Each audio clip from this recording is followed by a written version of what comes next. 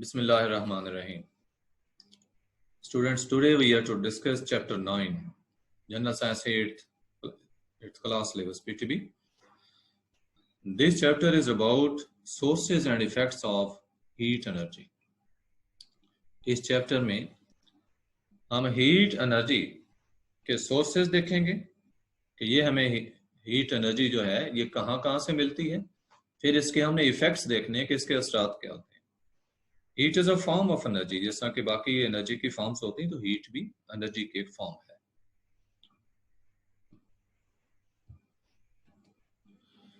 इसमें आपको शुरू में बताया गया है कि हमारी लाइफ में हीट जो है इसकी एसेंशियल रिक्वायरमेंट है, ये बहुत जरूरी है।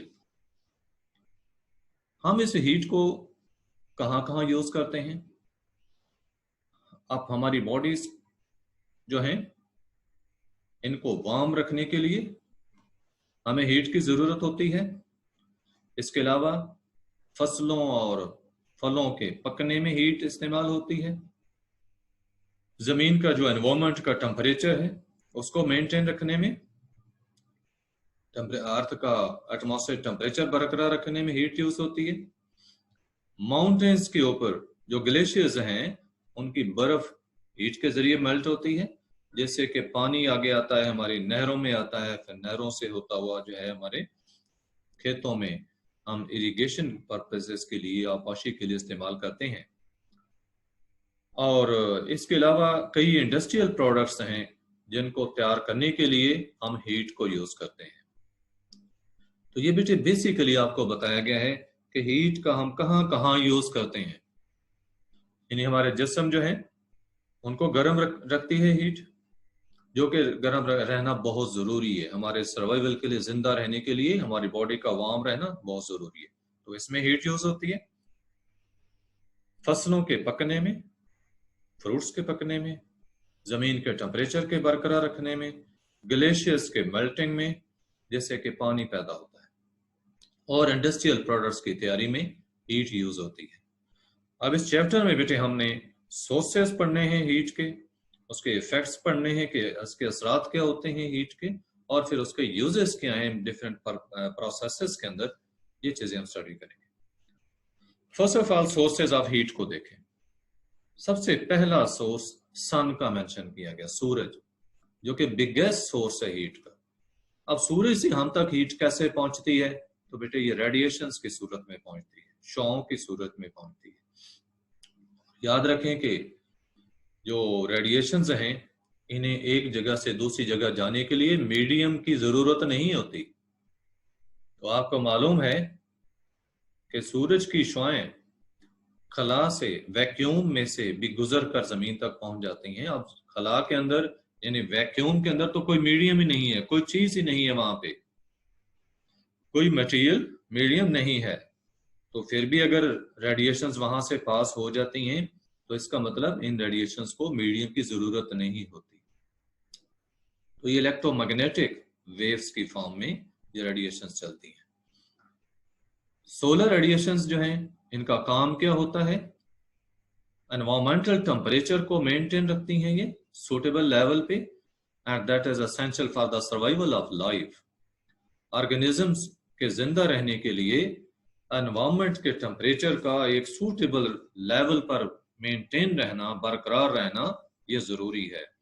और ये टेम्परेचर जो है ये सोलर रेडिएशंस के जरिए बरकरार रहता है। ये पहला इसका सोर्स सन का बताया गया, उसका आगे यूज भी बता दिया। दूसरी बात कि हमारे जिस्म जो है उनका टेम्परेचर कैसे मेंटेन रहता है। हमारे बॉडी सेल्स के अंदर मेटाबॉलिज्म होता है, जो हम खुराक खाते हैं ऑक्सीजन की प्रेजेंस में इसकी ब्रेकडाउन होती है, इसे मेटाबॉलिज्म कहते हैं। इस फूड के मेटाबॉलिज्म के दौरान जो हीट प्रोड्यूस होती है इससे हमारे जिस्म का टेम्परेचर बरकरार रहता है और हम जिंदा रहते हैं। हमारा जो सर्वाइवल है वो जिंदा रहना जो है हीट के ऊपर डिपेंड करता है, और वो हीट एनर्जी खुराक की मेटाबॉलिज्म से प्रोड्यूस होती है। कहाँ पे, बॉडी सेल्स के अंदर। अब बॉडी सेल्स में खुराक कैसे जाती है, डाइजेस्टिव सिस्टम में आप लोगों ने पढ़ा होगा ये ब्लड के जरिए जाती है। डाइजेस्टिव सिस्टम से ब्लड जो है इस डाइजेस्टेड फूड को सारे सेल्स तक पहुंचाता है और लंग्स से ऑक्सीजन भी पहुंचाता है सेल्स तक। तो सेल्स के अंदर ऑक्सीजन की प्रेजेंस में खुराक की ब्रेकडाउन होती है, जिसको मेटाबॉलिज्म कहते हैं, और एनर्जी प्रोड्यूस होती है। तीसरा सोर्स आपको बताया गया फ्यूल का, फ्यूल की बर्निंग। फ्यूल क्या हो सकता है? वुड है, कोल है, ऑयल, गैस वगैरह। तो इनकी बर्निंग से, ये डिफरेंट टाइप ऑफ फ्यूल आपको बताया गया है, इसके बर्निंग से जो हीट प्रोड्यूस होती है उसको हम कहाँ कहाँ यूज करते हैं? फॉर कुकिंग फूड, खाना पकाने में यूज करते हैं, अपने घरों को गर्म रखने के लिए यूज करते हैं। इसके अलावा हम इससे जो है जो हीट हमें हासिल होती है वो थर्मल पावर स्टेशंस में, थर्मल पावर स्टेशंस में इलेक्ट्रिसिटी प्रोड्यूस करने के लिए यूज करते हैं। तो फिर बेटे इसका यूज देख लें, खाना पकाने में, घरों को गर्म रखने में, और थर्मल पावर स्टेशंस में जो है हम इसको यूज करते हैं। इसके अलावा इलेक्ट्रिसिटी की प्रोडक्शन में बताया कि हीट का यूज होता है इलेक्ट्रिसिटी प्रोडक्शन में। और इलेक्ट्रिसिटी प्रोडक्शन में क्या है, ये ऊपर भी बात जैसा होगी कि थर्मल पावर स्टेशन जो हैं वहां पे हम हीट को यूज करते हैं, जो फ्यूल से हीट प्रोड्यूस होती है उसको यूज करके हम पानी को स्टीम में चेंज करते हैं। स्टीम से बेटे टरबाइन चलाई जाती है, टरबाइन से आगे जनरेटर चलता है और इलेक्ट्रिसिटी प्रोड्यूस होती है। ये आपको 4 सोर्सेज हीट के बताए गए। पहला सन, दूसरा बॉडी के अंदर मेटाबॉलिज्म ऑफ फूड, तीसरा सोर्स फ्यूल की बर्निंग, और चौथा जो है ये असल में यहाँ पे जो आपको सोर्स के तौर पे इलेक्ट्रिसिटी का बताया गया है कि इलेक्ट्रिसिटी के जरिए हम हीट को प्रोड्यूस करते हैं, क्योंकि यहाँ पे हम sources of heat produce discuss कर रहे हैं। थर्मल पावर स्टेशंस में तो बेटे इलेक्ट्रिसिटी प्रोड्यूस होती है, वो जो फ्यूल से हमें हासिल हुई हीट उसको हमने यूज किया इलेक्ट्रिसिटी प्रोड्यूस करने में। यहाँ पे जो आपको चौथे पॉइंट में बताया गया electricity is used to produce heat, तो ये कैसे? जैसे इलेक्ट्रिक हीटर्स होते हैं, ये आप आयरन को देखें, इस्त्री को, उसके एलिमेंट को देख लें, तो हीटिंग एलिमेंट्स जो भी हैं इनमें इलेक्ट्रिसिटी यूज होती है। तो सन, बॉडी के अंदर फूड मेटाबॉलिज्म, फिर फ्यूल की बर्निंग, और उसके बाद इलेक्ट्रिसिटी, ये 4 सोर्सेज बेटे आपको बताए गए हीट के। ये देखिए डायग्राम्स की सूरत में आपको शो किया गया, ये सोलर रेडिएशंस हैं which keep our earth warm. उसके अलावा यही सोलर रेडिएशंस का बताया गया जिनको कि प्लांट्स अब्जॉर्ब करते हैं और फोटोसिंथेसिस के जरिए खुराक बनाते हैं। तो ये सोलर एनर्जी जो है वो केमिकल एनर्जी में कन्वर्ट हो जाती है। इसके अलावा थर्मल पावर प्लांट्स जो है उसका शो किया गया है।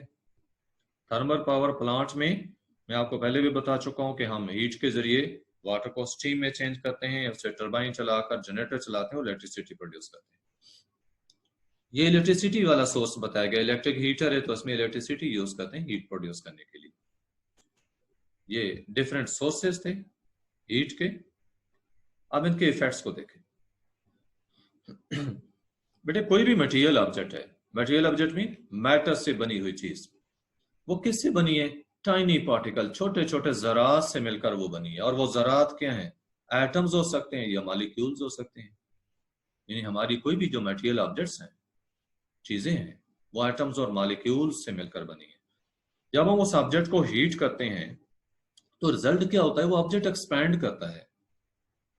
ये जो ऑब्जेक्ट्स का एक्सपैंड करना है हीट करने पर, इसको बेटे कहते हैं थर्मल एक्सपेंशन। थर्म हीट को कहते हैं और थर्मल एक्सपेंशन मीन हीट करने पर एक्सपैंड होना। इसके बरक्स जब हम ऑब्जेक्ट को ठंडा करते हैं तो ऑब्जेक्ट्स जो है वो कंट्रैक्ट करते हैं, ये थर्मल कंट्रैक्शन कहलाती है। ऑन कूलिंग ऑब्जेक्ट्स का जो कंट्रैक्ट करना है इसको कहते हैं थर्मल कंट्रैक्शन। थर्मल एक्सपेंशन और कंट्रैक्शन सॉलिड्स के एक्सप्लेन की गई नेक्स्ट टॉपिक के अंदर। मटेरियल ऑब्जेक्ट्स जैसा मैंने बताया कि ये टाइनी पार्टिकल्स एटम्स और मॉलिक्यूल्स से मिलकर बने हैं। तो सॉलिड्स के अंदर बेटे ये पार्टिकल जो ये स्ट्रांगली पैक्ड होते हैं, आपस में हेल्ड होते हैं, टाइटली हेल्ड होते हैं स्ट्रॉन्ग इंटरमॉलिक्यूलर फोर्सेस के जरिए।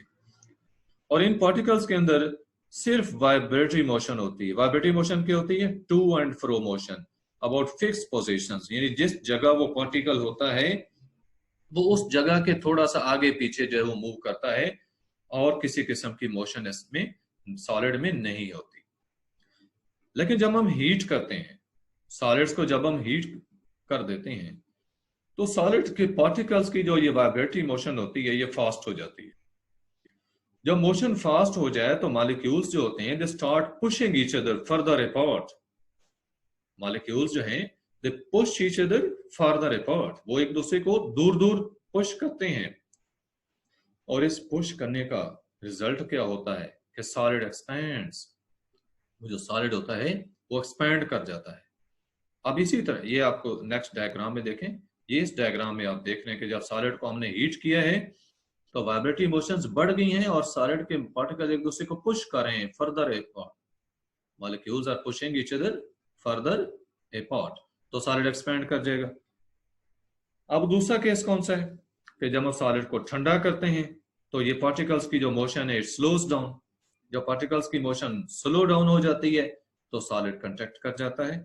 ये नेक्स्ट डायग्राम में देखें, ठंडा करने पे मॉलिक्यूल जो है वो करीब करीब आ गए हैं, उनकी असल में जो वाइब्रेटरी मोशन है वो स्लो हो गई है, तो अब वो सॉलिड कंट्रैक्ट हो गया है।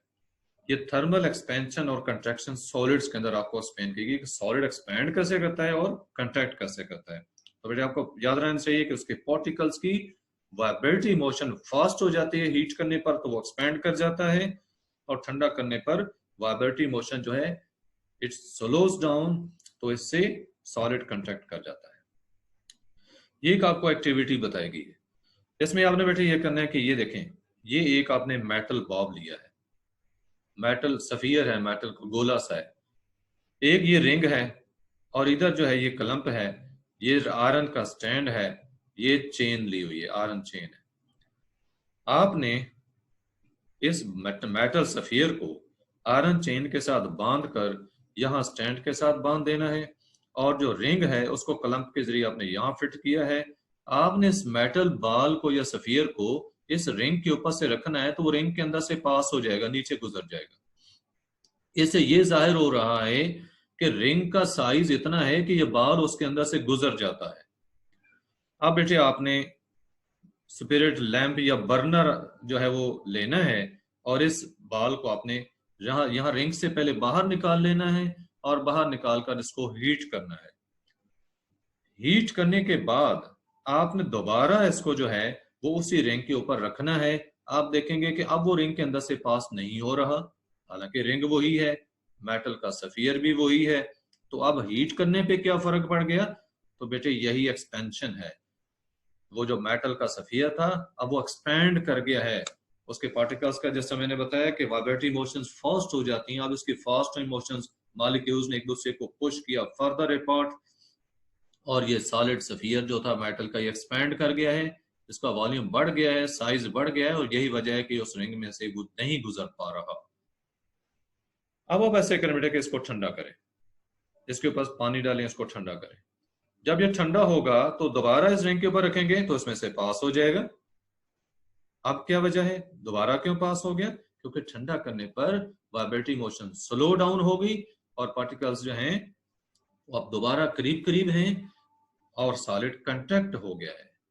तो इस एक्टिविटी से मुझे ये प्रूव हो गया कि सॉलिड्स जो हैं वो गर्म करने पर एक्सपैंड करते हैं और ठंडा करने पर कंट्रैक्ट करते हैं। अब ये गर्म करने से एक्सपैंड हुआ था इसलिए रिंग में से नहीं गुजर रहा था, और ठंडा करने पे ये जो है वो कंट्रैक्ट हुआ है, इसलिए दोबारा जो है वो उसमें से गुजर जाएगा। ये नेक्स्ट देखें, यही चीज एक्सप्लेन की गई आपको कि सॉलिड्स एक्सपैंड कर जाते हैं गर्म करने पर और ठंडा करने पर कंट्रैक्ट होते हैं। और डिग्री एक्सपेंशन और कंट्रैक्शन की कितनी एक्सपेंशन होगी, किस हद तक कोई सॉलिड एक्सपैंड करेगा या किस हद तक कंट्रैक्ट करेगा, ये डिपेंड करता है on the nature of the substances. कुछ सॉलिड्स ऐसे होते हैं जो बहुत थोड़ा जो है वो एक्सपैंड करते हैं या कंट्रैक्ट करते हैं, इस कदर कम करते हैं कि हमें पता ही नहीं चल सकता, वो कांट नोटिस इट कि दे हैव एक्सपैंड और कंट्रैक्टेड और नॉट। और इसमें देखिए डिफरेंट मेटल्स हैं, मसलन वो डिफरेंट रेट्स में एक्सपैंड होती हैं और कंट्रैक्ट करती हैं। एग्जांपल के तौर पे आपको बताया गया कि आप 1 मीटर लेंथ का ब्रास का रॉड ले लें, पीतल का रॉड लें 1 मीटर लंबा, तो उसको आप हीट करें 100 डिग्री सेंटीग्रेड तक, उसको हीट करें तो उसकी लेंथ में तकरीबन 1 mm यानी 1 मिलीमीटर जो है इसका इजाफा हो जाएगा। अब इसके बरकस आपने आयरन रॉड एक लेना है, वो भी 1 मीटर लेंथ का लें, उसी साइज का लें, उसको भी 100 डिग्री सेंटीग्रेड तक गर्म करें, तो उसके अंदर आप देखेंगे कि सिर्फ 0.6 mm यानी 0.6 मिलीमीटर जो है वो लेंथ में इंक्रीज आया है।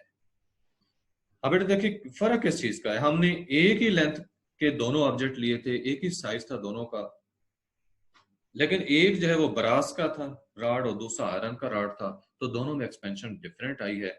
जैसे ये प्रूव हुआ कि एक्सपेंशन और degree of expansion and contraction it depends upon the nature of the substances under consideration.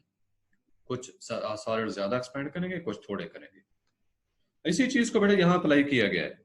ये देखिए ये बायमेटालिक स्ट्रिप है। बायमेटालिक स्ट्रिप क्या होती है, दो डिफरेंट मेटल्स की ये दो स्ट्रिप्स स्ट्रिप्स क्या पतरियां होती हैं, ये आपस में जुड़ी होती हैं, आपस में ये फिट होती हैं एक दूसरे के साथ।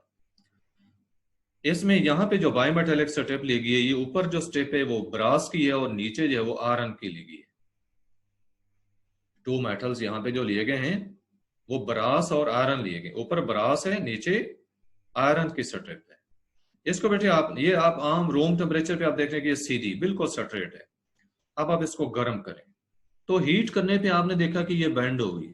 अब बेंड किस वजह से हुई, क्योंकि इसके ऊपर जो ब्रास की स्ट्रिप है उसमें एक्सपेंशन ज्यादा हुई है आयरन की निस्बत। जब ज्यादा हुई एक्सपेंशन तो उसके मॉलिक्यूल जो हैं उन्होंने एक दूसरे को पुश किया फर्दर अपार्ट, वो दूर दूर हुए। तो नीचे चूंकि आयरन जो है उसके साथ जुड़ा हुआ था, आयरन की स्ट्रिप साथ जुड़ी हुई है, तो उसका रिजल्ट क्या हुआ है कि वो ऊपर से कर्व खा रही है, सब बेंड होकर वो कर्व खा रही है और ये आयरन जो है वो नीचे को बेंड हो रहा है। तो इसकी जो बेंडिंग है बायोमेटालिक स्ट्रिप की, ये किस वजह से है, इस वजह से कि दोनों मेटल्स जो हैं इनमें डिफरेंट डिग्री ऑफ एक्सपेंशन है। ब्रास ज्यादा एक्सपेंड करता है आयरन के निस्बत। अब हम इसी को आगे इस्तेमाल में लाएंगे। ये जनरल आपको इन्फॉर्मेशन के तौर पे बताया गया कि फायर के अंदर अगर ये स्टील की बीम्स इस्लाखें वगैरह हों या कंक्रीट जो है जिसमें मसलन फायर प्लेस है जहाँ पे आग जलाई है या ग्लास है, तो इससे कंसिडरेबल डैमेज हो सकता है। मसलन स्टील की रॉड्स वगैरह सलाखें उसके ऊपर आपने किसी चीज को सपोर्ट किया हुआ है तो वो गर्म होकर नरम भी हो सकता है, उसकी वो डी शेप भी हो सकता है, तो आपकी चीज जो है वो गिर सकती है जिसको सपोर्ट किया हुआ था। एनी हो ग्लास है उसके अंदर कोई चीज लिक्विड डाली हुई, ग्लास जो है वो सॉफ्ट हो सकता है, तो इस किस्म के डैमेज। ये बेटा आपको थर्मल एक्सपेंशन और कंट्रैक्शन लिक्विड्स का बताया गया है। लिक्विड्स जैसा सॉलिड्स हमने देखा है इसी तरह लिक्विड्स भी कंट्रैक्ट और एक्सपेंड करते हैं। इसको इस एक्टिविटी से एक्सप्लेन किया गया है। आपने बेटे एक ये स्टैंड लेना है और ये राउंड बॉटम फ्लास्क लिए। राउंड बॉटम फ्लास्क को आपने ये इस स्टैंड के ऊपर रखा है और ये क्लंप के जरिए जो आयरन स्टैंड है उसके साथ उसको फिट कर दिया है। इसके अंदर हमने कलर्ड वाटर जो है वो फिल कर देना, पानी उसमें कोई भी कलर डाल दें ताकि वैसे तो पानी ट्रांसपेरेंट है, ट्यूब के अंदर हमें नजर नहीं आएगा, तो कलर डाल दिया ताकि पता रहे उसका लेवल क्या है। तो हमने बेटे ये एक ट्यूब लेनी है, ग्लास ट्यूब लेनी है, नैरो ग्लास ट्यूब होगी जो कि दोनों सिरों से खुली होगी, दोनों सिरे खुले हैं इसके। और एक हमने ये कार्क लेना है या रबर प्लग जो है ये लिया है, तो उसके अंदर सुराख है, सुराख करके उसके अंदर से हमने इस नैरो ग्लास ट्यूब को पास कर देना है और फिर इस प्लग को इस फ्लास्क के माउथ में लगा देना है, माउथ में फिट कर देना है। तो हम देखेंगे कि ये जो लिक्विड है ये लिक्विड थोड़ा सा कैपिलरी ट्यूब में ऊपर आ जाएगा। ये कैपिलरी एक्शन बेटे कहलाता है, जिसकी वजह से लिक्विड थोड़ा सा ऊपर आ जाएगा। जहां पे आया इसको हमने नोट करना है, इसका लेवल नोट कर लेना है, ऊपर मार्क लगा देना है, मार्कर के साथ निशान लगा दें। अब इसको बर्नर के जरिए हीट करना शुरू करें। जब बेटे हम हीट करेंगे या आपके यहाँ जो एक्टिविटी है तो इसमें क्वेश्चंस भी पूछे हमें आगे कि क्या होगा जब हम हीट करेंगे, तो क्या होगा लेवल ऑफ लिक्विड जो उसके ऊपर क्या इफेक्ट होगा। तो जब बेटे आप हीट करेंगे तो आपके क्वेश्चन पूछेंगे लिक्विड पहले फॉल करता है, क्यों फॉल करता है। तो बेटे उसकी वजह यह है कि जब हम हीट करते हैं तो हम तो फ्लास्क को हीट कर रहे हैं, सबसे पहले फ्लास्क जब वो हीटअप होती है और वो एक्सपैंड कर जाती है। जब फ्लास्क एक्सपैंड करती है तो उसकी स्पेस बढ़ जाती है, उसका वॉल्यूम बढ़ता है, तो उसके अंदर जो लिक्विड होता है वो इस वजह से नीचे आ जाता है। एक्सपेंशन की वजह से, फ्लास्क एक्सपैंड होने की वजह से इसका वॉल्यूम बढ़ा, स्पेस बढ़ गई, तो ऊपर से लिक्विड जो वो नीचे कुछ ड्रॉप हुआ और बाद में ये राइज हो जाता है। बाद में राइज क्यों हुआ? क्योंकि ग्लास की जो फ्लास्क है उससे बाद में हीट ट्रांसफर हुई लिक्विड को, और लिक्विड में एक्सपेंशन ज्यादा होती है फ्लास्क की निस्बत, लिहाजा फ्लास्क के अंदर जितनी स्पेस बनी भी थी उसको अकोमोडेट करने तक रहने की बजाय लिक्विड में ज्यादा एक्सपेंशन हुई और पानी जो है वो ऊपर को राइज हो जाएगा कैपिलरी ट्यूब में। अब बेटे हमने जो पहले मार्क था उससे ऊपर राइज हो जाएगा, तो इससे क्या शो हो रहा है कि लिक्विड एक्सपैंड कर चुका है, हीट करने पर लिक्विड्स में एक्सपेंशन आ रही है। अच्छा, अब हमने इसको ठंडा करना है, रूम टेम्परेचर पे आने देना है, तो हम देखेंगे कि ये बिल्कुल जो पहला लेवल था उस पे आ जाएगा, क्योंकि ठंडा होने पर फ्लास्क भी ओरिजिनल साइज पे आ जाएगी और लिक्विड जो है वो भी ओरिजिनल वॉल्यूम जो है उस पे आ जाएगा। नेक्स्ट जो है ये गैसेस के अंदर एक्सपेंशन और कंट्रैक्शन को एक्सप्लेन किया गया, जैसा लिक्विड्स में या सॉलिड्स में हमने देखी एक्सपेंशन कंट्रैक्शन, तो गैसेस में भी होती है। ये भी बेटे अपरेटस उसी तरह का है, लेकिन अब हमने इसमें लिक्विड नहीं लेना बल्कि एम्प्टी फ्लास्क लें। तो एम्प्टी है तो उसके अंदर क्या है? एयर है, हवा उसके अंदर है। तो हमने इसको भी क्लैंप के साथ जो है स्टैंड के साथ फिट पे इधर जो है वो फिट कर दिया है, नीचे इसको एक स्टैंड पे रखा है, स्टैंड के नीचे हमने बर्नर रखा हुआ है। इससे पहले हमने जो सेटिंग की वो क्या किया कि यू शेप ये ग्लास ट्यूब ली है और एक ये इसी तरह रबर का जो है वो प्लग या कार्क लिया है जिसमें सुराख करके इस यू शेप ट्यूब का जो छोटा आर्म है उसको इसके अंदर से पास करना है। फिर हमने उसको प्लग को इस फ्लास्क के माउथ में फिट कर देना है और यू शेप ट्यूब का जो दूसरा लॉन्ग आर्म है उसको बेटे देखें ये ग्लास के अंदर हमने पानी लिया हुआ है और उसके अंदर डिप कर दिया है।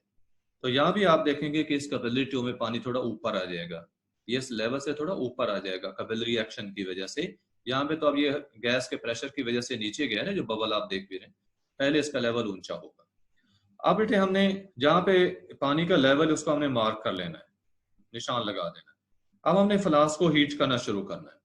हीट करने से बेटे क्या होगा, आप देखेंगे कि ये लिक्विड का लेवल जो कैपिलरी ट्यूब में था वो नीचे आ जाएगा, इस ट्यूब के अंदर ग्लास ट्यूब में जो लेवल था वो नीचे आ जाएगा और यहाँ से बबल निकलते हुए नजर आएंगे।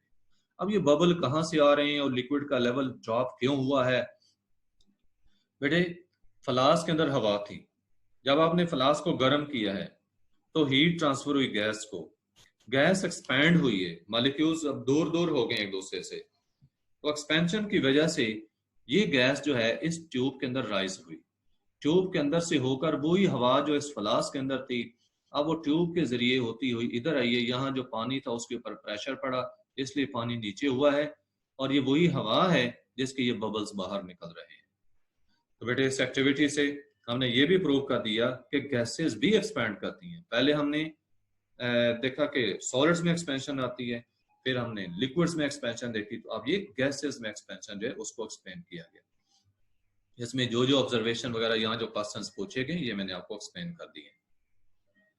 एक जनरल इंफॉर्मेशन में आपको बताया गया है कि हवा जो है वो कार के टायर्स वगैरह में फिल की जाती है। अगर हम फुल भर देते हैं, टाइट भर देते हैं, तो उसका रिजल्ट क्या होता है कि नेक्स्ट डे आफ्टरनून जब हीट बहुत ज्यादा होती है तो वो टायर जो होते हैं दे बर्स्ट, टायर फट जाते हैं। क्यों?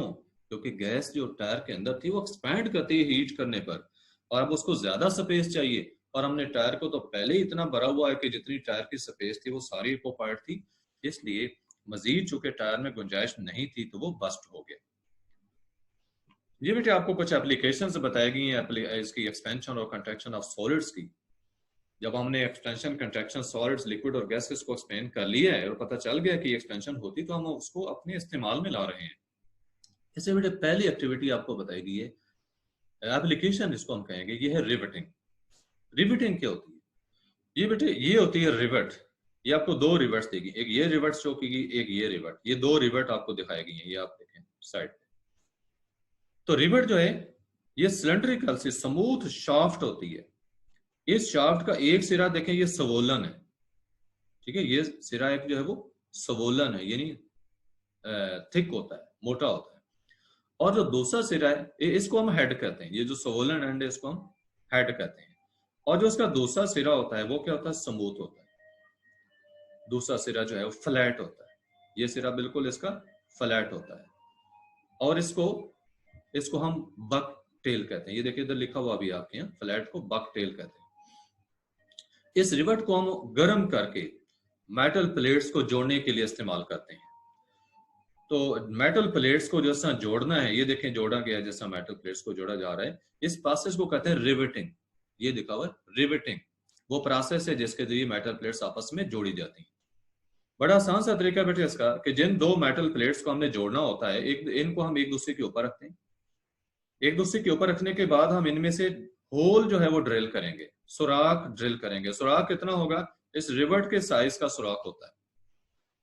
होल ड्रिल करने के बाद हम इस रिवेट को गर्म करते हैं, इतना गर्म करते हैं कि रेड हो जाती है। रेड हार्ट रिवेट को सुराख के अंदर डाल देंगे। डालने के बाद हम हैमर के साथ इसको जो है वो हैमर करके कूट कर हम इसके दोनों सिरे जो है उनको राउंड कर देते हैं।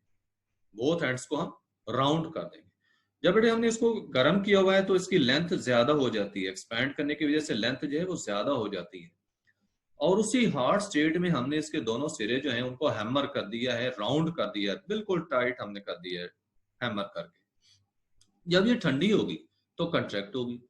अब हमने तो पहले ही उसको टाइट कर दिया हुआ था, लेकिन ठंडा होने पर चूंकि इसने कंट्रैक्ट करना है तो इसकी लेंथ और कम होनी है, तो ये मेटल की प्लेट्स को टाइटली होल्ड कर लेगी, जोड़ कर रखेगी, वो मेटल की प्लेट्स को मूव नहीं कर सकती। तो ये प्रोसेस क्या है, रिवेटिंग। नेक्स्ट आपको बताया गया मेटल टायर को व्हील के ऊपर कैसे चढ़ाया जाता है।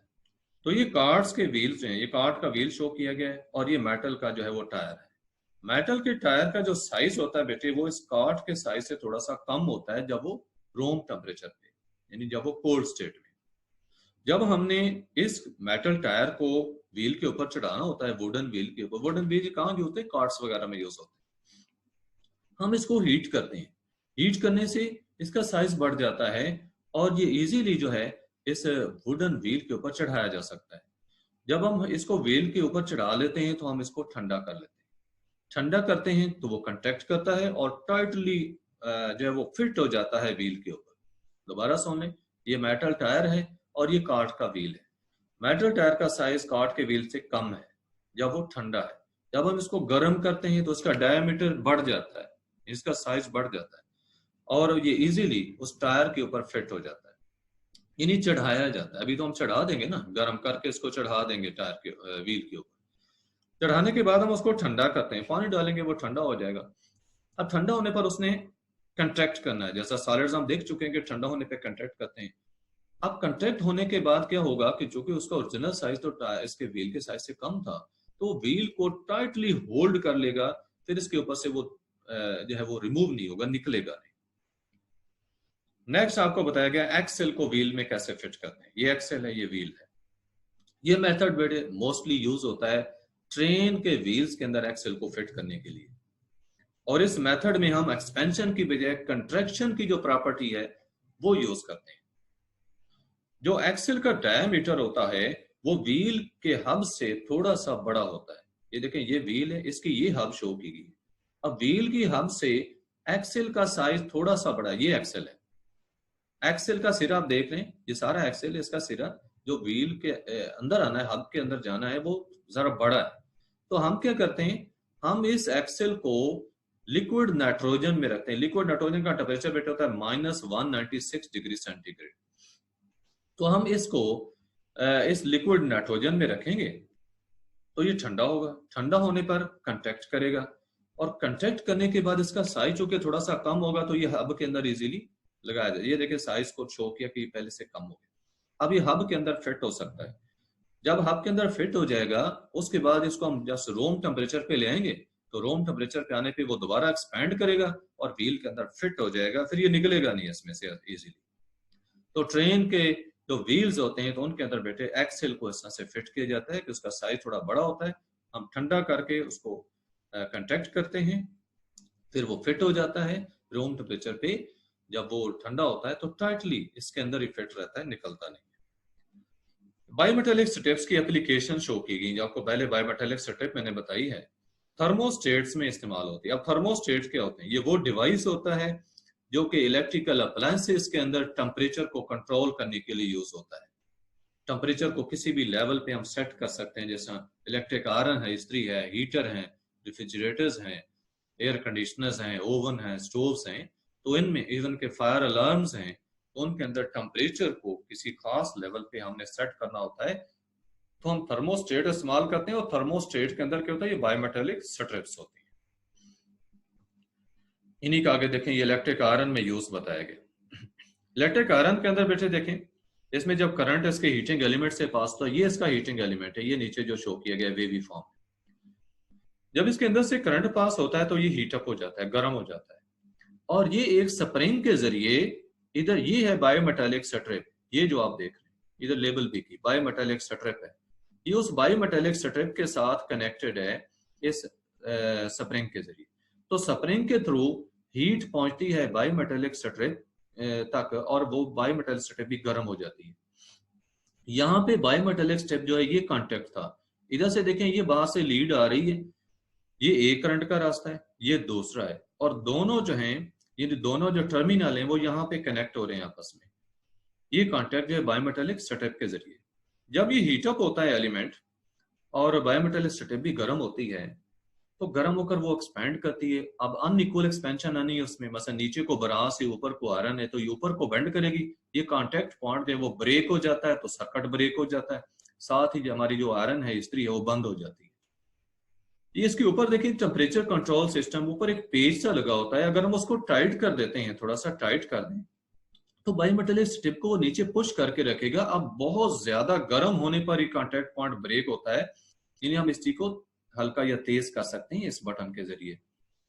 ये जस्ट एक पेज सा होता है। उसके बाद जब स्ट्रिप ठंडी हो जाती है, तो ठंडी होने पर बायोमेटालिक स्ट्रिप सीधी हो जाती है, और दोबारा कांटेक्ट जो है वो बहाल हो जाता है, और सर्किट कंप्लीट हो जाता है। दोबारा जब करंट पास होता है तो हीटिंग एलिमेंट फिर गर्म हो जाता है। इसी तरह जब ज्यादा गर्म होगा दोबारा कांटेक्ट ब्रेक हो जाएगा, तो ये प्रोसेस कंटिन्यू रहता है। तो ये थर्मोस्टेट के तौर पे बायोमेटालिक स्ट्रिप का आपको यूज बताया गया। नेक्स्ट जो है फायर अलार्म है, कि ये देखिए फायर अलार्म का सर्किट फिट किया हुआ है किसी भी जगह जहां पे ये फिट किया हुआ है, जिसका कांटेक्ट आप देख रहे हैं कि बायोमेटालिक स्ट्रिप के जरिए। अगर खुदा ना खास्ता जिस जगह फायर अलार्म हमने रखा होता है, लाजिम बात है वहां रखा होता है जहां कोई आग का खदशा होता है पैदा होने का, आग जलने का। अगर आग जल पड़ती है तो आग जलने से बायोमेटालिक स्ट्रिप गर्म होगी, ऊपर बरास है नीचे आ रहा है, तो ये नीचे को बेंड होगी, ये कांटेक्ट जो है वो कंप्लीट हो जाएगा, यहाँ पे कांटेक्ट पैदा हो जाएगा। कांटेक्ट पैदा होने से सर्किट कंप्लीट हो जाएगा, क्योंकि बैटरी के साथ कनेक्ट हो गया ये सर्किट। तो इस सर्किट में बेल लगी हुई है, बेल बजना शुरू हो जाएगी। अब बेल की आवाज हमें बाहर को सुनाई देगी, तो हमें पता चल सकता है कि आग की वजह से फायर है, कि आग जल रही है। ये फायर अलार्म के अंदर बायोमेटालिक स्ट्रिप का यूज बताया। नेक्स्ट इफेक्ट्स एक्सपेंशन कंट्रैक्शन के सॉलिड्स के अंदर, उसको एवरीडे लाइफ में हम कहाँ यूज करते हैं। बेटे हमारे जो कंस्ट्रक्शन प्रोजेक्ट्स होते हैं, हमने बिल्डिंग्स वगैरह कंस्ट्रक्ट करनी होती हैं, रोड्स कंस्ट्रक्ट करने होते हैं, वहां पे हम इस थर्मल एक्सपेंशन कंट्रैक्शन जो सॉलिड्स का है इसको हम इस्तेमाल करते हैं, इसका ख्याल रखते हैं। तो इसके जो हार्मफुल इफेक्ट्स हैं थर्मल एक्सपेंशन कंट्रैक्शन से, उनको अवॉइड करने के लिए, उनसे बचने के लिए हम मुख्तलिफ टेक्निक्स इस्तेमाल करते हैं। जब हमें पता है कि सॉलिड्स में एक्सपेंशन होनी है और कंट्रैक्शन भी होती है, तो हमारी ये जो डिफरेंट कंस्ट्रक्शंस होती हैं हम इनमें कुछ टेक्निक्स इस्तेमाल करते हैं। ये टेक्निक्स बैठे देखें, ये आपको कंक्रीट रोड्स का बताया गया कि जो रोड्स कंस्ट्रक्ट किए जाते हैं तो उनके अंदर गैप छोड़े जाते हैं, हर चंद मीटर के बाद जो है वो गैप छोड़े जाते हैं। अगर ये गैप ना छोड़े जाएं तो क्या होगा, समर में, हॉट समर में कंक्रीट जो होगा, जो रोड्स की बिल्डिंग में इस्तेमाल हुआ है वो एक्सपैंड करेगा, और एक्सपैंड करने से हमारे रोड क्रैक हो जाएंगे। अगर हम रोड्स को क्रैक होने से बचाना चाहते हैं तो क्या करते हैं हम, कि चंद मिलीमीटर, हर चंद मीटर के बाद हम क्या करते हैं, ये कुछ गैप छोड़ देते हैं। ये देखें यहाँ पे ये सारा गैप छोड़ा हुआ है, ये सारा कंक्रीट का रोड है साइड्स पे, और ये गैप छोड़ा हुआ है जिसमें मेटल की ये ग्रिल से रखी हुई, और अंदर ये गैप है। ये गैप जो है अकोमोडेट करेगा एक्सपेंशन और कंट्रैक्शन को। इसी तरह ये फुटपाथ वगैरह अगर हैं तो उनके दरमियान भी ये गैप छोड़े गए होते हैं, और इन गैप से क्या होता है कि जब एक्सपेंशन होती है, कंट्रैक्शन होती है कोल्ड और हॉट वेदर में, तो वो अकोमोडेट हो जाती है, और हमारे जो रोड हैं या फुटपाथ हैं वो क्रैक नहीं होते। बेटे मीटिंग एंड होगी तो आपने फौरन ज्वाइन करना, जस्ट फ्यू मिनट्स का काम है। रेलवे ट्रैक्स को देखें, रेलवे ट्रैक्स के जो सेक्शंस हैं, ये सेक्शंस बेटे आपस में वेल्ड नहीं होते। ये लाइनें जो होती हैं इसके मुख्तलिफ हिस्से होते हैं और आपस में वो वेल्ड, जी बेटे जो सेक्शंस हैं, मैंने बताया कि जो रेल के जो सेक्शन होते हैं रेलवे ट्रैक के, ये आपस में वेल्ड नहीं होते, बल्कि क्या होता है, इनके दरमियान गैप छोड़े गए होते हैं। और इन गैप का मकसद क्या होता है? ये भी बिल्कुल वही जो मैं आपको पहले बता रहा हूं कि एक्सपेंशन को और कंट्रैक्शन को अकोमोडेट करने के लिए। ड्यूरिंग हॉट समर और विंटर सीजन जब एक्सपेंशन और कंट्रैक्शन होती है तो वो अकोमोडेट हो जाएगी गैप्स की वजह से। अगर ये गैप्स ना हो तो उसका रिजल्ट क्या होता है? ये हमारे जो ट्रैक्स होते हैं, ये ट्रैक्स जो हैं ये डी शेप हो जाएंगे। डी शेप होना इनकी शेप चेंज हो जाएगी। ये जो रेल्स हैं ये देखें, इसके जो सेक्शंस हैं वो टेढ़े हो जाते हैं, जैसा यहाँ पे उन्होंने शो किया है कि अब ये टेढ़े हो गए।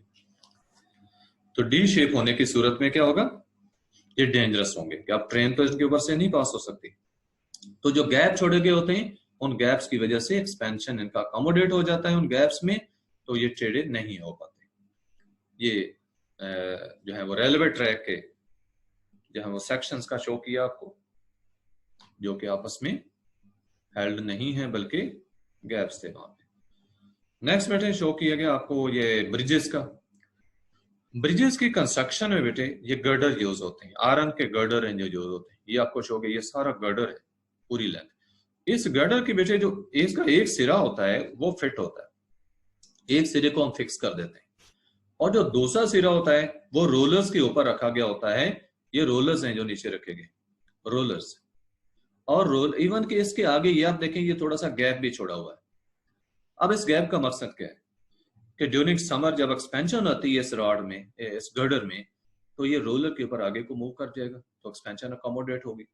अगर सर्दियों में कंट्रैक्शन हुई है तो ये थोड़ा सा पीछे को आएगा, तो रोलर्स के ऊपर ये आगे पीछे मूव कर जाता है, और इस गैप के अंदर इसकी एक्सपेंशन और कंट्रैक्शन अकोमोडेट हो जाती है। अब अगर हमने जैसा इधर से फिक्स किया था आगे से भी फिक्स किया होता तो क्या रिजल्ट होना था? ये गर्डर जो है ये टेढ़ा हो जाता, डैमेज हो जाता, और हमारी जो ब्रिज है वो डैमेज हो जानी थी।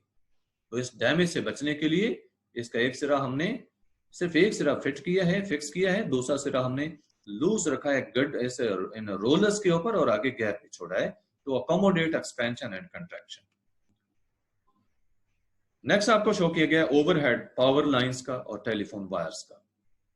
ओवरहेड लाइंस, ये टेलीफोन लाइंस कौन सी होती हैं या इलेक्ट्रिक वायर, ये जो पोल्स खंभों के ऊपर लगाई गई होती है, खंभों के ऊपर से जो तारें पास की होती हैं, ये उनकी बात हो रही है।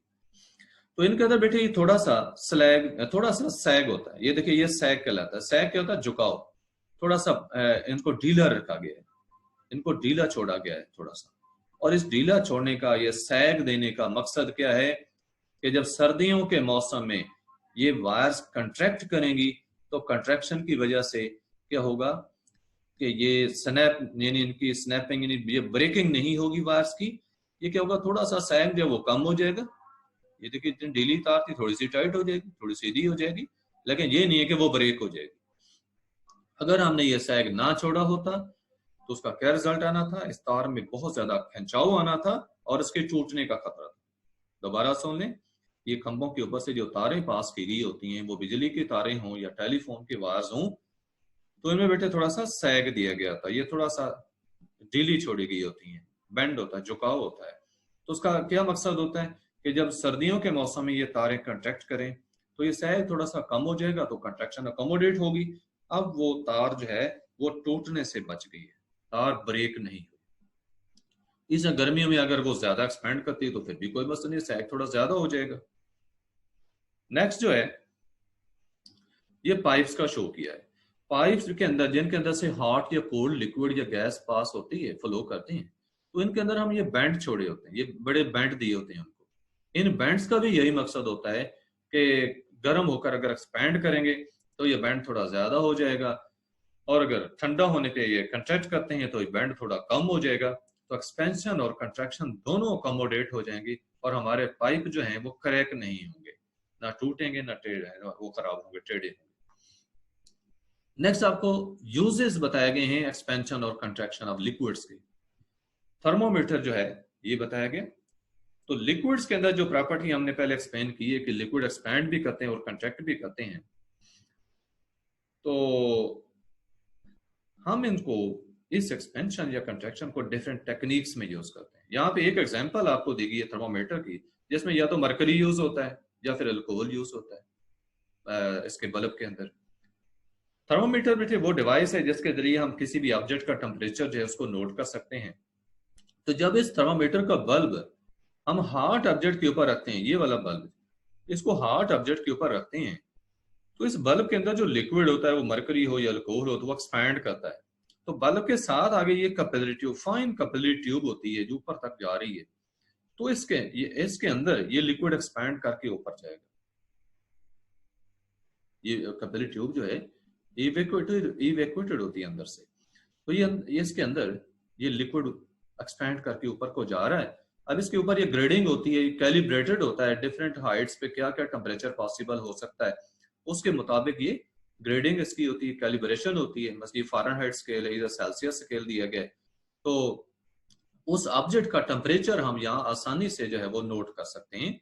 ये एक्सपैंड करके लिक्विड जिस भी लेवल पे जाता है उसकी टॉप को, उसकी हाइट को हम नोट कर लेंगे, तो ये उस ऑब्जेक्ट का टेम्परेचर शो करेगा जिसका टेम्परेचर हम मेजर कर रहे थे, जिसके ऊपर हमने इस थर्मोमीटर का बल्ब रखा था।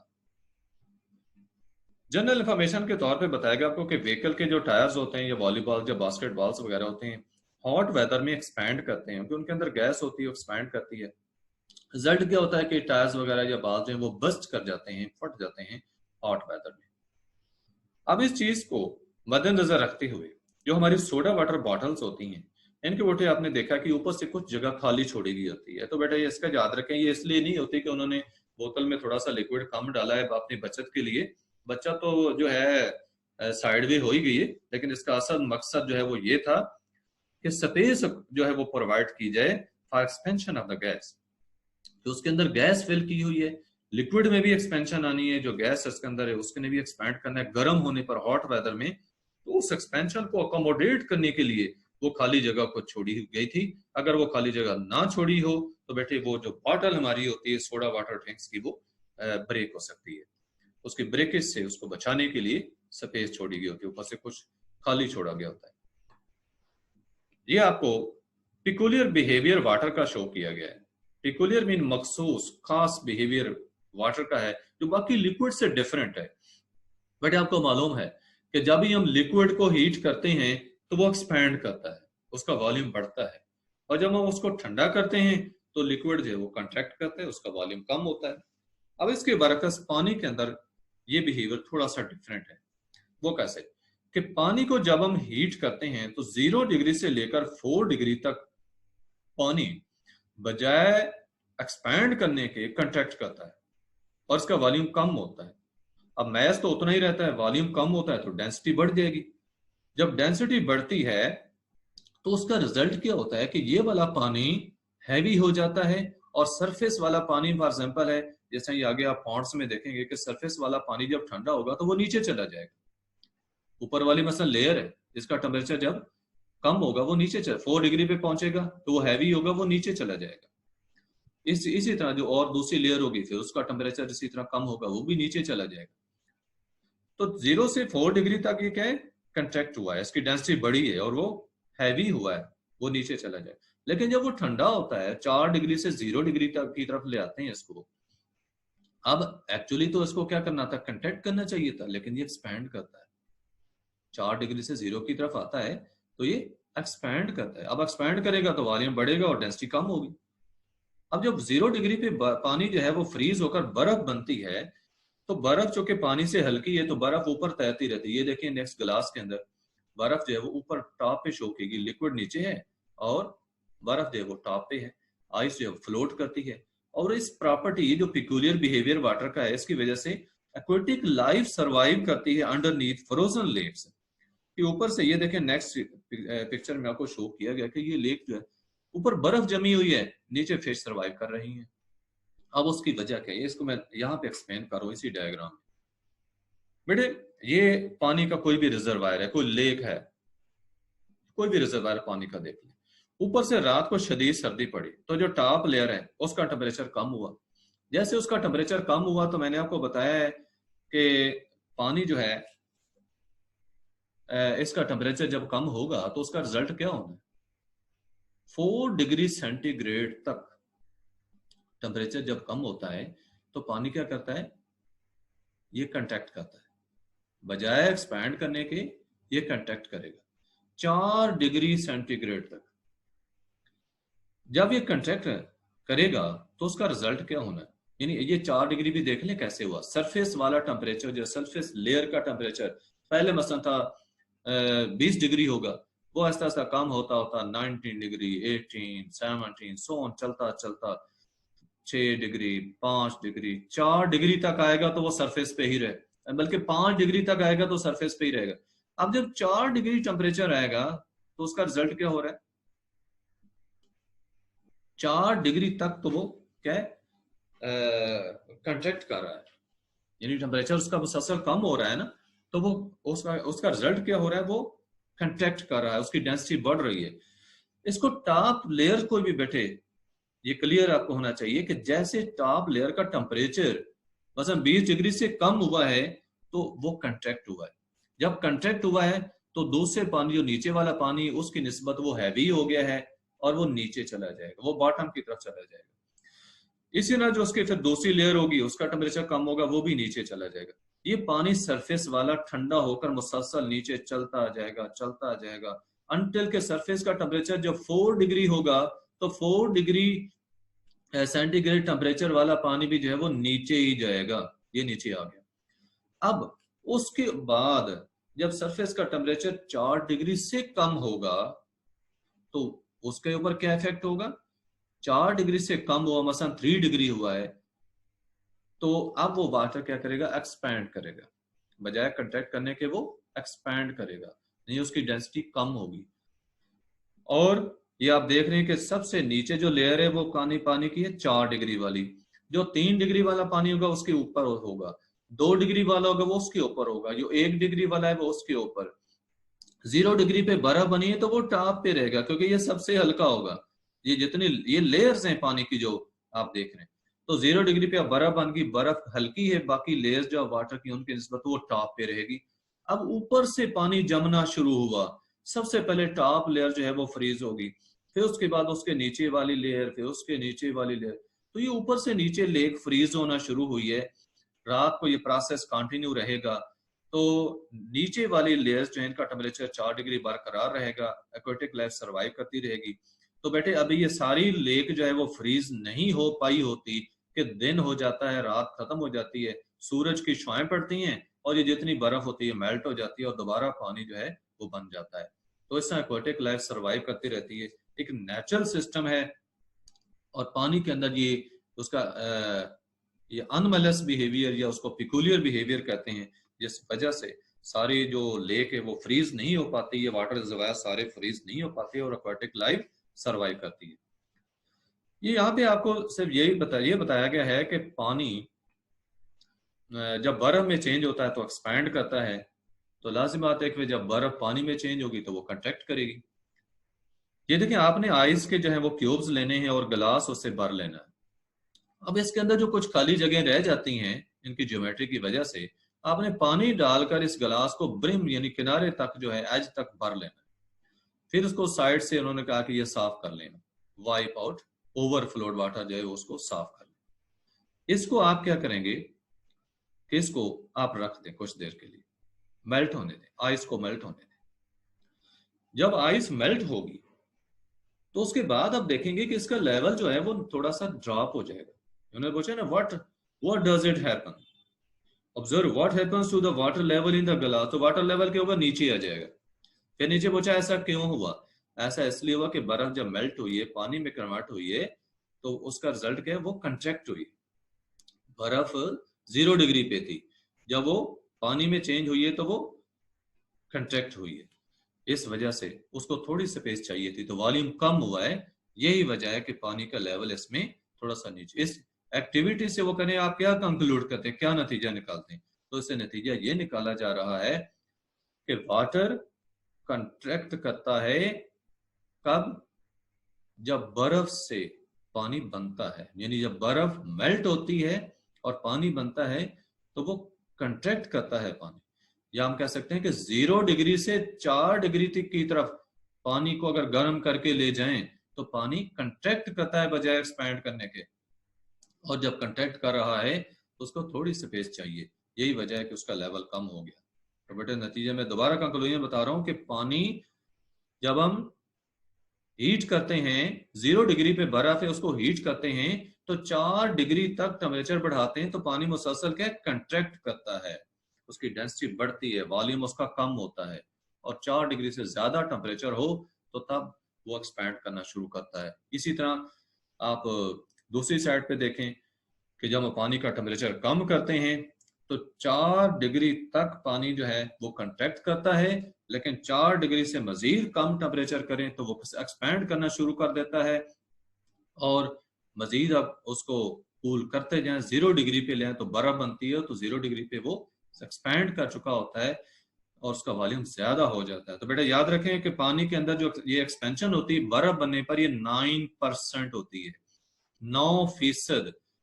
9% ऐसे कि अगर फॉर एग्जाम्पल 100 ml आपने पानी लिया था तो 100 ml जो उसका वॉल्यूम था, जब बर्फ बनेगी तो 109 ml उसका वॉल्यूम होगा बर्फ का, तो 9% ये एक्सपेंशन थी। Okay, now it is end of this lesson, you can ask questions.